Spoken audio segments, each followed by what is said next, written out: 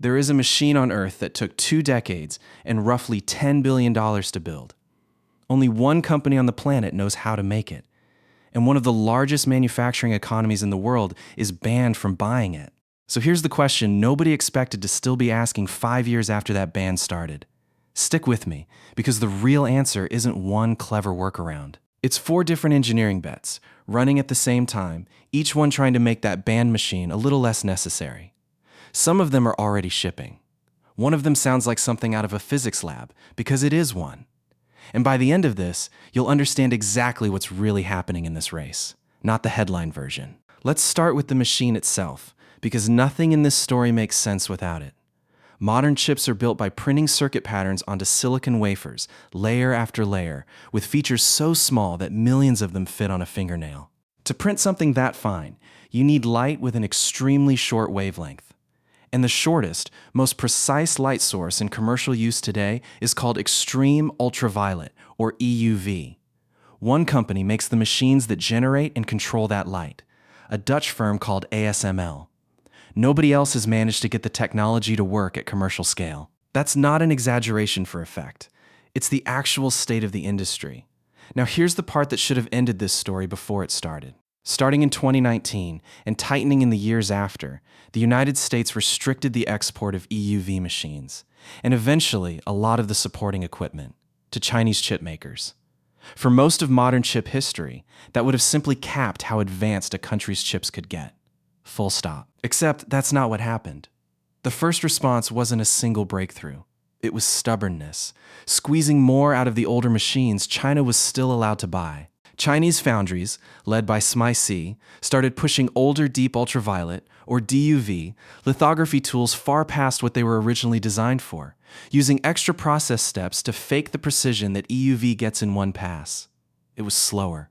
It was more expensive per chip. But it worked well enough to put real, working 7-nanometer class chips into real phones. If you like stories where the technical details actually matter, not just the headlines, this channel is built for that. Subscribe now, because the next stretch of this video is where the real engineering starts. AUDIO. Section 07520, 645. That stubborn approach was step 1. Step 2 was building an entirely domestic scanner from scratch. In 2026, reporting emerged that a Chinese manufacturer, later identified as a state-backed firm that had absorbed engineering teams from a Huawei-linked startup and a state lithography institute, had begun low-volume production of its own immersion DUV lithography machines, not EUV. Immersion DUV, the older but still very capable class of scanner that ASML also sells, and that China had never been able to fully build on its own before. The number of machines was small. Reporting pointed to roughly 5 units in the first year, scaling toward the low 20s the year after. Small numbers. But a supply chain that didn't officially exist a few years earlier was suddenly real. Here's the interesting part. On paper, a domestic DUV machine still can't match EUV's raw resolution. So how do you get anywhere close to 7 nanometer or better chips with it? The answer is a technique called multi-patterning. And specifically, a more aggressive version of it called self-aligned quadruple patterning, or SAQP. Instead of printing a fine pattern in one exposure, like EUV can, you expose the wafer multiple times, build up the pattern in layers, and use chemical and etching tricks to double or quadruple the effective resolution. Picture stenciling a fine pattern onto a wall, but your stencil is too coarse. So instead, you paint a rough grid, then paint a second grid offset from the first, then a third, then a fourth, until the overlap of all 4 gives you the fine detail one good stencil would have given you in a single pass. That's roughly what SAQP is doing at the atomic scale, using the alignment of deposited material, not just light, to carve details finer than the light source alone could achieve. And by combining domestic DUV machines with this kind of multi-patterning, reporting on SMI's most advanced process node has claimed metal pitch, essentially how tightly packed the wiring is. That's smaller than some processes built by Intel and TSMC that don't rely on this workaround at all, because multi-patterning isn't free. Every extra exposure is an extra chance for misalignment, an extra chance for a defect, an extra day added to production. Industry estimates suggest chips made this way can cost significantly more per good die than the EUV equivalent, and yields. The percentage of chips on a wafer that actually work tend to run lower. So this path isn't, we found a free replacement for EUV. It's closer to, we found an expensive, imperfect, but real replacement for EUV. For a country trying to prove self-sufficiency rather than compete on cost, that trade has been worth making. Now, for the part of this story that sounds the least believable. At Tsinghua University, a research team has spent years developing an entirely different way to generate EUV wavelength light, not with the plasma and laser method ASML uses, but with a particle accelerator. The concept is called steady-state microbunching, or SSMB.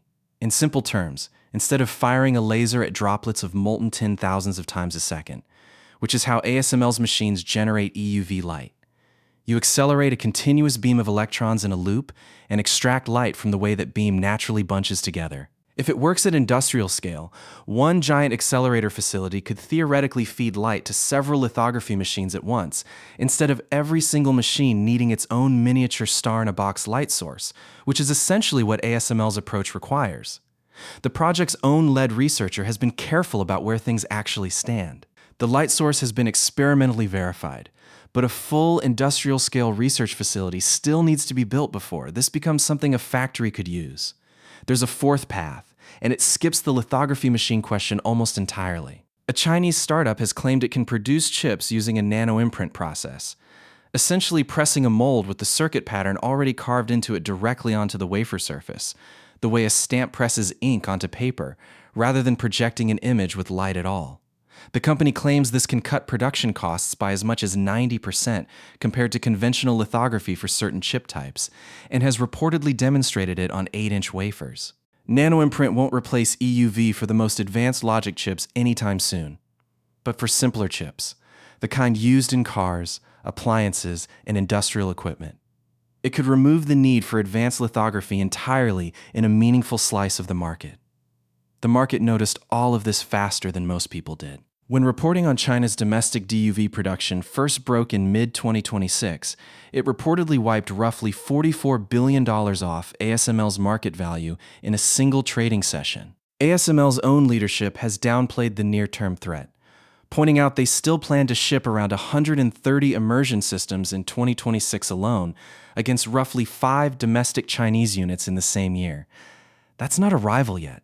That's a proof of concept with a production line attached. But proof of concept is exactly the stage every disruptive technology starts at. Now, here's the part a hype-driven headline would leave out. Multiple lithography analysts have pointed out that some of the engineering learned from advanced DUV immersion doesn't automatically transfer to EUV. The light source, the optics, and the vacuum systems EUV requires are substantially different and substantially harder. Technical problem. One industry analyst summarized it bluntly: EUV, as a fully domestic Chinese capability, still looks out of reach in the near term. Not impossible forever, but not close. So no, nobody has quietly built a secret EUV machine that matches ASML's. That's not what's happening here. 4 different paths: brute force multi-patterning, domestic DUV scanners, an accelerator-based light source, and nanoimprint. None of them individually replace EUV today, but together they change the shape of the problem. A blockade built around one choke point technology works best when there's exactly one door to lock. China is methodically building several smaller doors instead. None of these 4 paths guarantee China catches up to the cutting edge on the same timeline the export controls were designed to prevent. But every one of them makes the next round of restrictions harder to design, and the next round of predictions about what's impossible a little more likely to age badly. The machine is still banned. The workarounds are no longer theoretical. If you want to understand the technology actually driving global power shifts, not just the headlines about them, subscribe, and I'll see you in the next one.